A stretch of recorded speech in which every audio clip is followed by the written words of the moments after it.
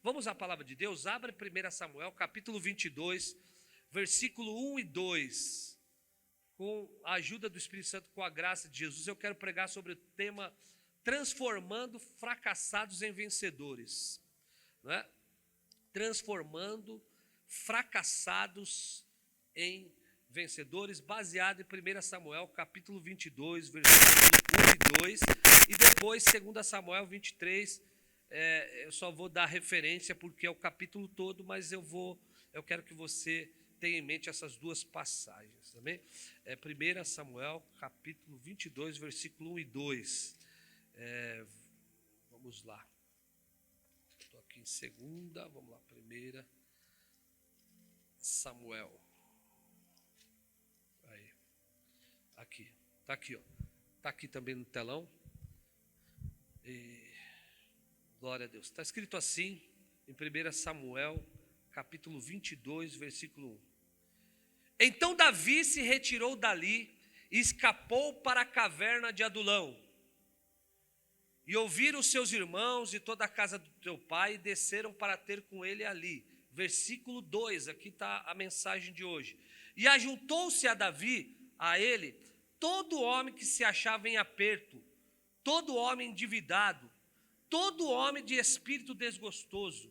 E Davi se fez líder sobre eles, e era uns 400 homens. Preste atenção, todos esses homens se juntaram a Davi nessa caverna chamada Caverna de Adulão. 2 Samuel, capítulo de número 23, versículo 8 em diante. Eu só vou ler, só um textinho aqui para nós podermos entrar na palavra, né?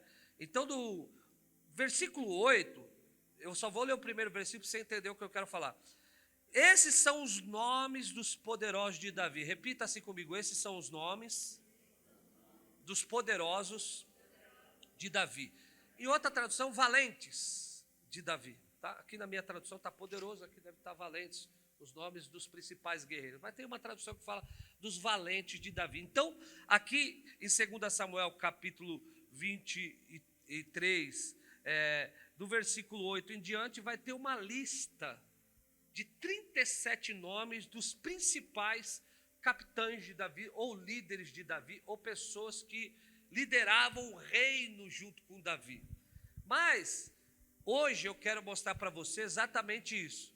No seu capítulo 22, do versículo 1 e 2, quando esses homens se reuniram com Davi numa caverna chamada Adulão.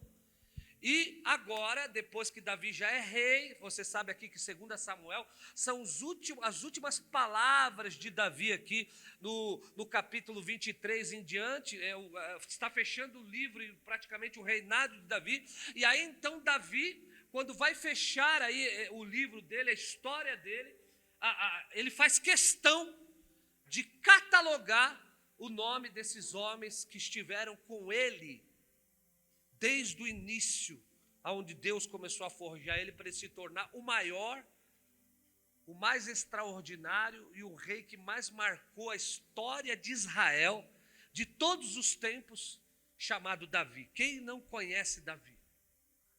Um rei segundo o coração de Deus. Mas eu quero mostrar então para você este processo desses homens. E como que eu disse, Davi faz questão de colocar eles aqui, colocar o nome deles na Bíblia, na palavra de Deus, no livro dos livros, no livro, meu irmão, que depois de quase aí 2.500, 2.700 anos, nós estamos lendo o nome desses homens neste livro, que é um livro eterno, que é a palavra de Deus. Séculos se passarão, eras se passarão, irmãos, nós passaremos, e essa palavra vai continuar aqui. E muitos vão continuar pregando sobre ela. Porque a palavra de Deus, ela é eterna. Aleluia. E esses homens entraram no livro dos livros. Tiveram seus nomes colocados aqui. Como que eu queria, né? Ter o meu nome na Bíblia. Eternizaram o nome deles. Mas quem são esses homens que estão eternizados por Davi, escritos na Bíblia, os seus nomes, como heróis, como E na verdade aqui quando Davi põe, se você estudar esse texto da palavra de Deus, do capítulo, se você pegar o capítulo 23, em Crônicas também está escrito, Davi vai escrever alguns feitos que esses homens fizeram. Esses homens, meu irmão, chamados valentes de Davi, se tornaram homens extraordinários. Homens que, por exemplo, tem um aqui que matou 800 pessoas, 800 soldados com uma lança. Azael diz que ele corria como um leopardo.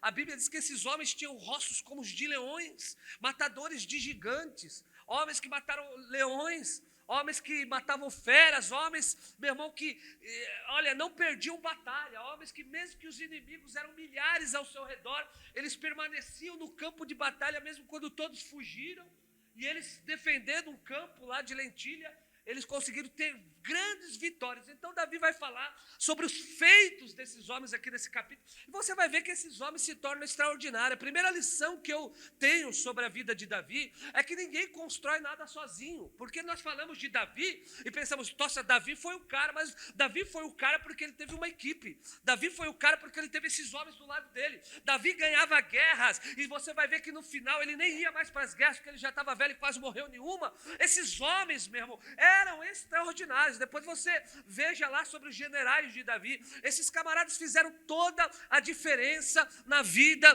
de Davi, porque ninguém chega muito longe se estiver sozinho, ninguém chega muito longe se quiser ir sozinho. Não existe carreira solo no reino de Deus. Deus quer que você entenda, você vai chegar longe, mas você precisa de pessoas junto com você. Esse ditado é verdadeiro: quer ir rápido, vai sozinho, quer chegar longe, vai com muitas pessoas.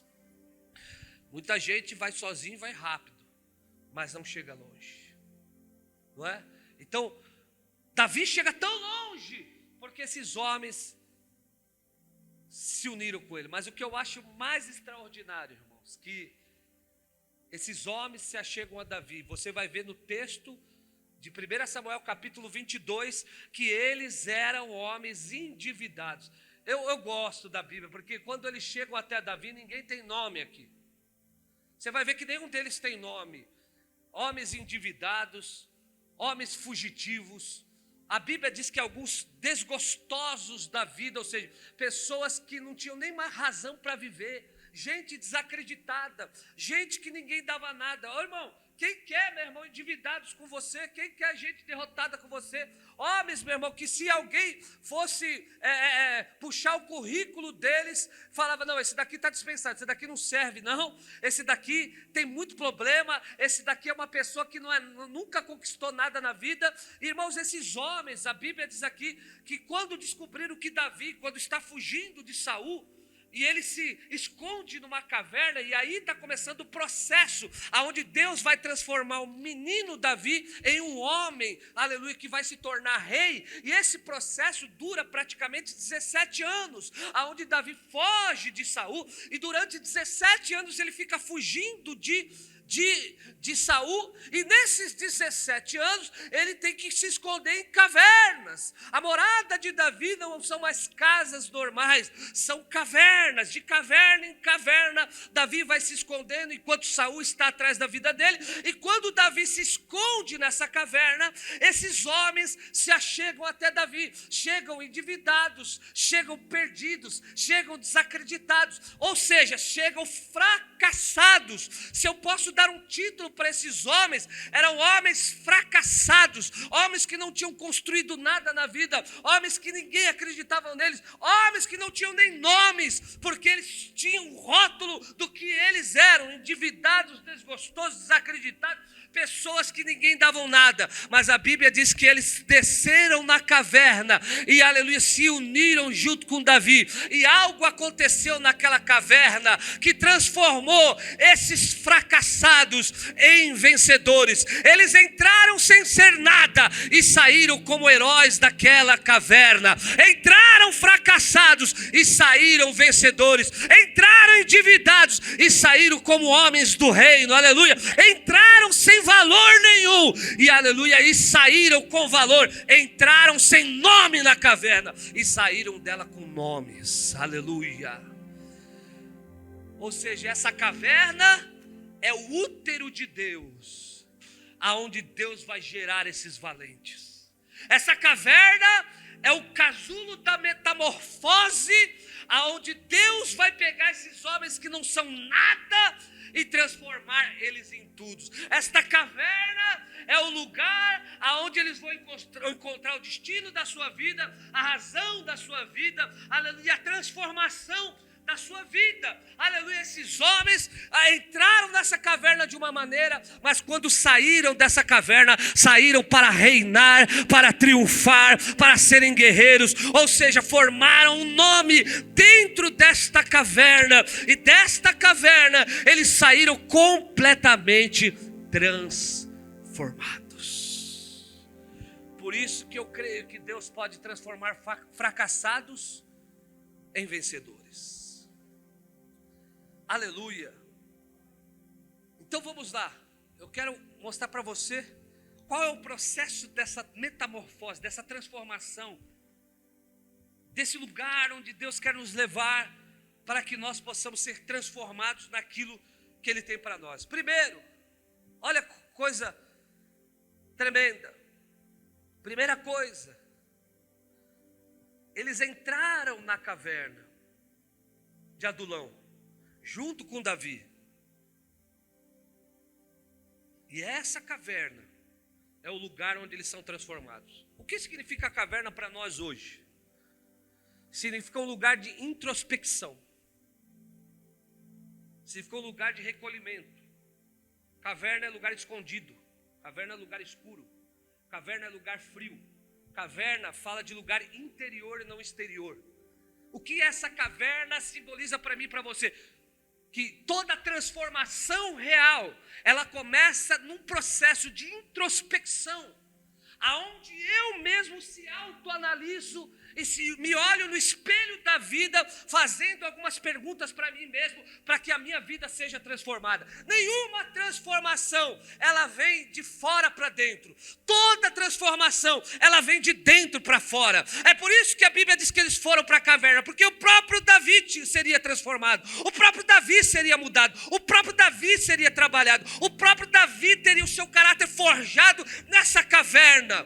E eu quero falar, não há transformação sem um processo chamado de introspecção, aonde você pare para analisar a sua vida realisticamente, aleluia, verdadeiramente e profundamente, porque a maior crítica que transforma é a autocrítica, é a autoanálise.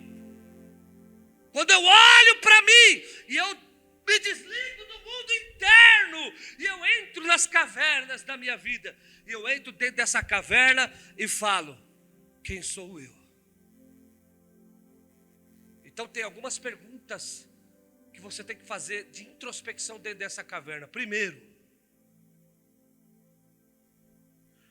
o que eu fiz da minha vida até este momento?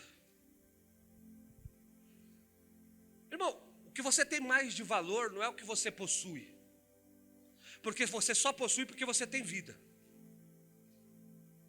Infelizmente vimos aí a catástrofe que aconteceu com essa moça, que era até da igreja, afastada. Quanto dinheiro, quanto recurso ficou aí? Ela deixou de existir, nada vale mais. Então, a pergunta que você tem que fazer para você hoje, e as perguntas que transformam, o que eu fiz da minha vida até agora? Porque eles chegam na caverna, e a primeira pergunta que eles têm que fazer, o que eu fiz da minha vida até agora? E se eles fossem autoanalisar, eles veriam que grande parte da vida deles estava sendo desperdiçada, jogada fora. A história que eles tinham escrito até este momento era uma história que trazia estigmas na vida deles que não valia a pena. A minha pergunta, a pergunta que Deus tem para nós hoje, o que você fez com a sua vida até este momento? Porque você está como está, porque você vive como vive, porque você chegou onde você chegou, porque você é quem você é. Eles chegaram na caverna, e a primeira pergunta é, a nossa vida até agora não valeu a pena.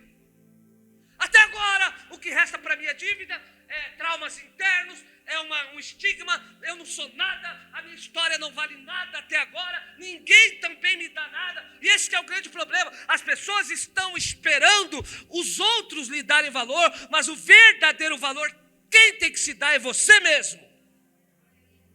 Porque quando você se der o devido valor, então as pessoas ao seu redor enxergarão o valor que você tem.